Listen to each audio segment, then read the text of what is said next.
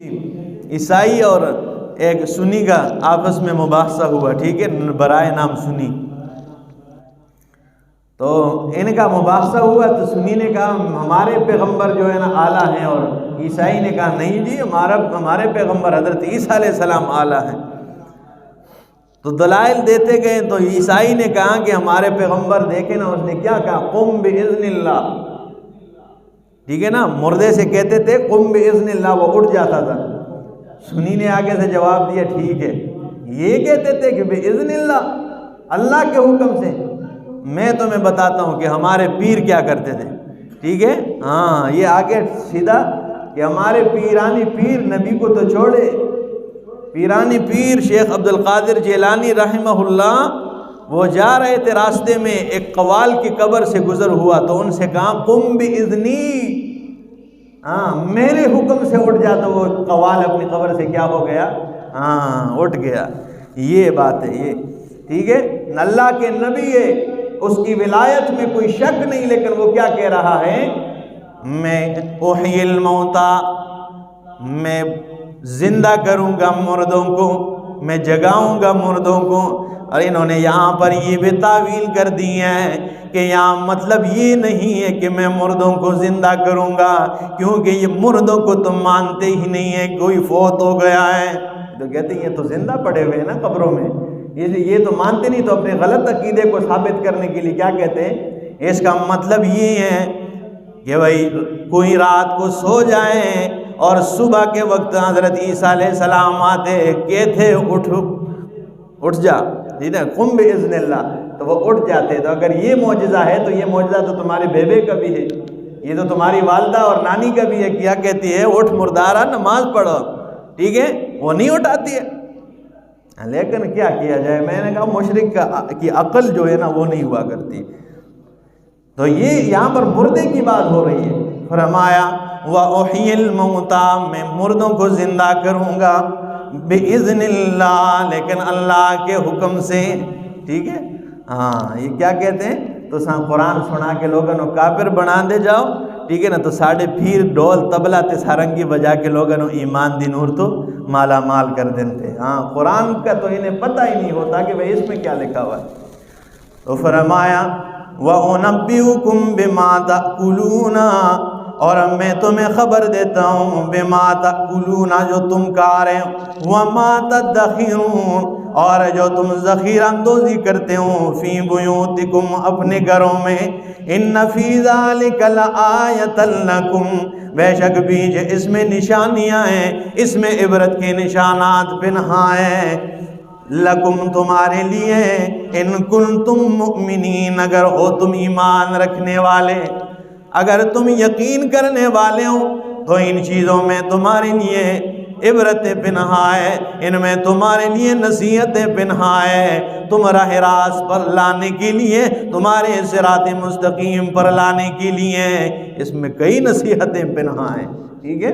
ہاں ان فی ذلک لآیۃ لکم ان کنتم مؤمنین ومصدقا لما بین یدی، اور فرمایا ومصدقا، میں تصدیق کرنے والا ہوں، لما بین یدی، جو میرے ہاتھ میں ہے، من التورات، تورات میں سے، وَلِأُحِلَّ لَكُمْ بَعْضَ الَّذِي، میں اس کی تصدیق کرنے والا ہوں جو میرے آگے ہیں، ٹھیک ہے نا، سامنے ہیں، میرے ہاتھ میں ہیں، ٹھیک ہے.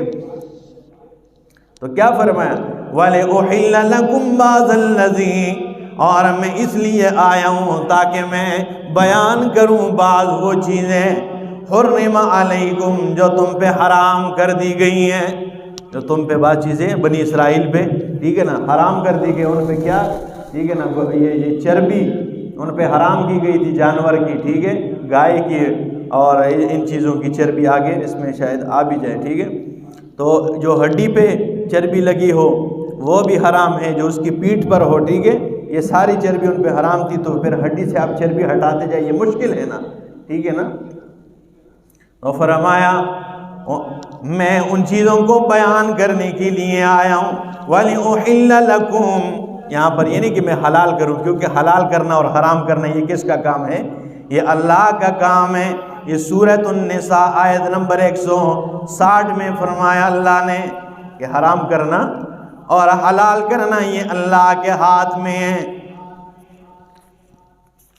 سورہ نساء یہ چھٹا پارہ آیت نمبر 160 میں فرمایا فَبِظُلْمٍ مِّنَ الَّذِينَ هَادُوا فَبِظُلْمٍ، بس ان لوگوں کی ظلم کی وجہ سے کہ انہوں نے ظلم کی اپنی جانوں پہ، من الذین ہادوا، ان لوگوں میں سے جو یہودی بنے ہیں، حرمنا علیہم طیبات، ہم نے ان پہ پاکیزہ چیزوں کو حرام کر دیا ہے، احلت لہم، جو ان کے لیے حلال تھی نا، وہ چیزیں ہم نے حرام کر دی ہیں، وَبِصَدِّهِمْ عَنْ سَبِيلِ اللَّهِ كَثِيرًا، تو یہاں اللہ فرماتے ہیں حرمنا علیہم، ہم نے ان پہ حرام کر دی ہیں۔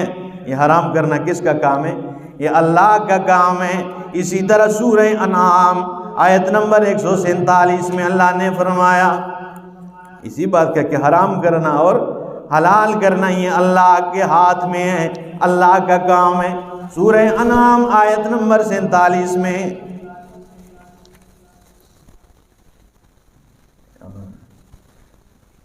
یہ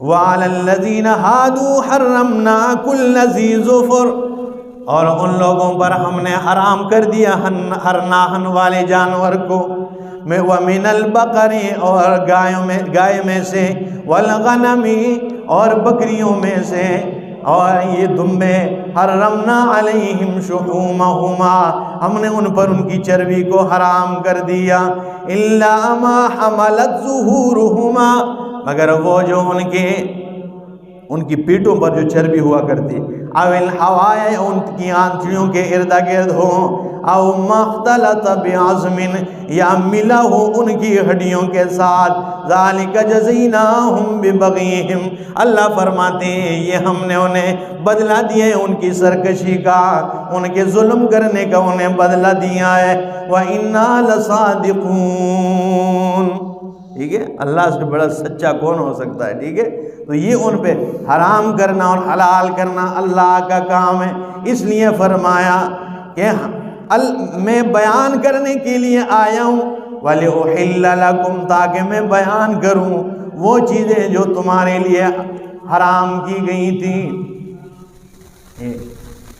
الذی، وہ چیزیں حرم علیکم جو حرام کی گئی تھی، وَجِئْتُكُمْ بِآیَةٍ مِّن رَبِّكُمْ، اور میں آیا ہوں تمہارے رب کی طرف سے ایک نشانی لے کے آیا ہوں، فَاتَّقُوا اللَّهَ، بس اللہ سے ڈرو، وَأَطِیعُونَ، اور میری اتباع کرو، إِنَّ اللَّهَ رَبِّي وَرَبُّكُمْ فَاعْبُدُوهُ، ٹھیک ہے۔ انسپیکٹر صاحب آپ بہت پڑھتے ہیں اس آیت کو، ہاں ہر بندے کو محبت ہونی چاہیے، ٹھیک ہے۔ إِنَّ اللَّهَ رَبِّي وَرَبُّكُمْ فَاعْبُدُوهُ، بے شک اللہ وہ میرا بھی رب ہے تمہارا بھی رب ہے، فَاعْبُدُوهُ، اسی کی عبادت کیا کرو، ٹھیک ہے، فَاعْبُدُوهُ، اسی کی عبادت کرو، ھذا صراط مستقیم، یہی صراط مستقیم ہے۔ اور ہر نماز میں پڑھتے ہو اہدنا الصراط المستقیم، دن میں 5 دفعہ یہ جملہ کہتے ہو، یہ دعا کرتے ہو کہ اللہ ہمیں صراط مستقیم پہ چلا دے۔ آئے قرآن سے پوچھا ہے کہ نہیں؟ تو نے قرآن پڑھا ہے کہ نہیں ہے؟ تو نے کسی عالم سے پوچھا ہے کہ نہیں کہ میں 5 وقت جس کی دعا کرتا ہوں وہ صراط مستقیم بلا کیا ہے، وہ ہے تو کیا ہے بتا دے۔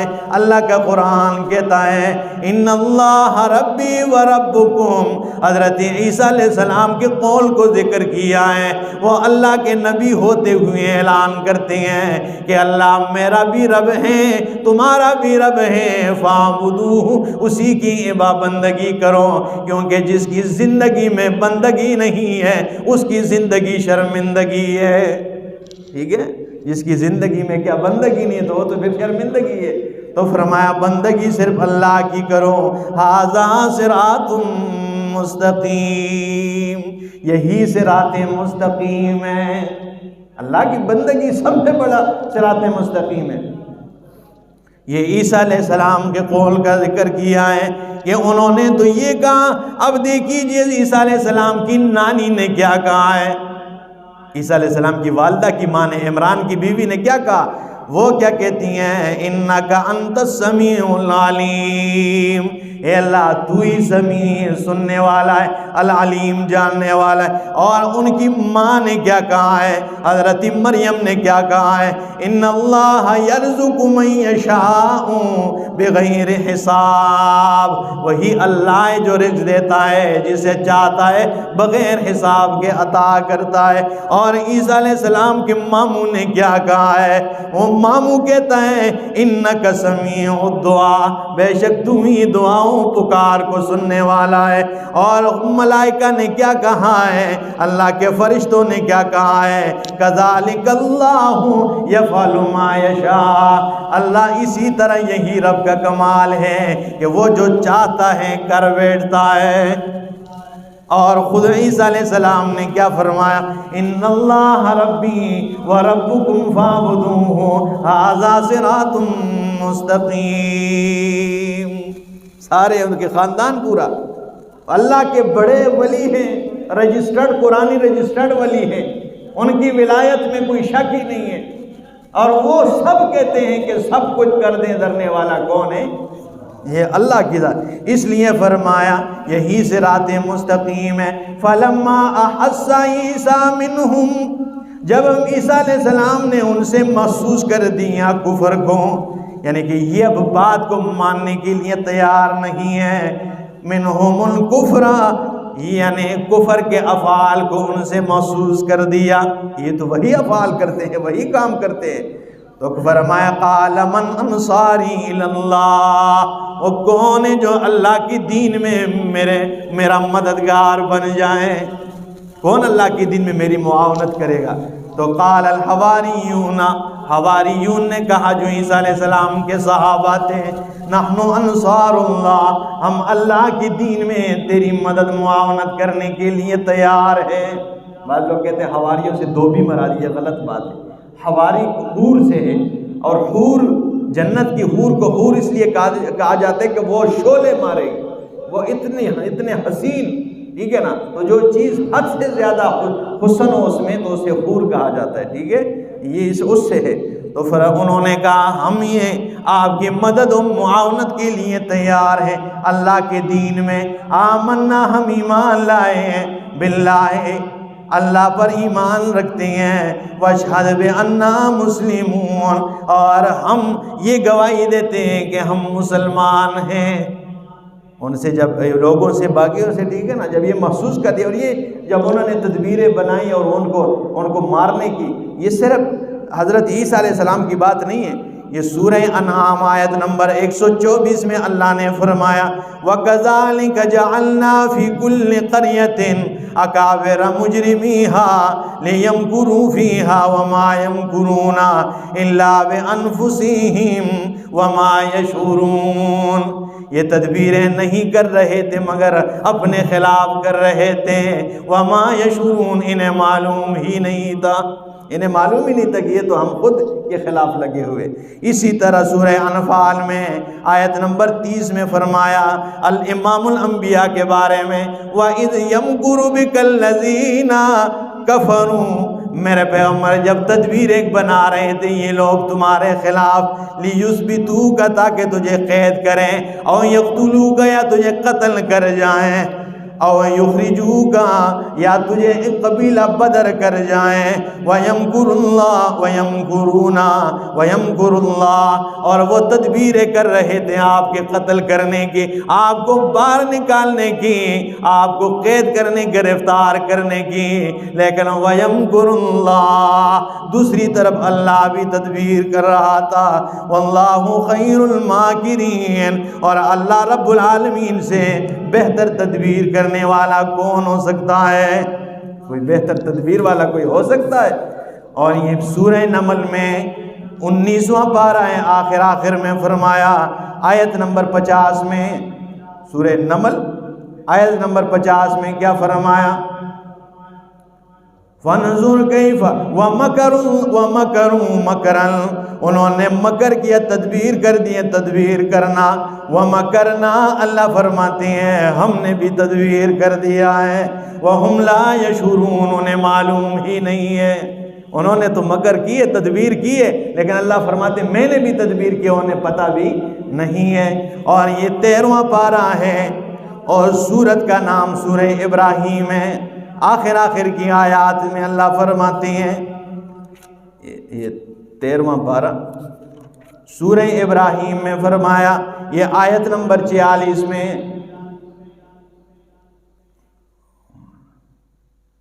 آیت نمبر 46 میں، وَقَدْ مَكَرُوا، اور البتہ تحقیق انہوں نے مکر کیا، تدبیر کیا، مَكْرَهُمْ وَعِنْدَ اللَّهِ مَكْرُهُمْ، اور ان کی تدبیر اللہ کو معلوم تھی کہ یہ کیا تدبیر کر رہے ہیں، یہ کیا پلان بنا رہے۔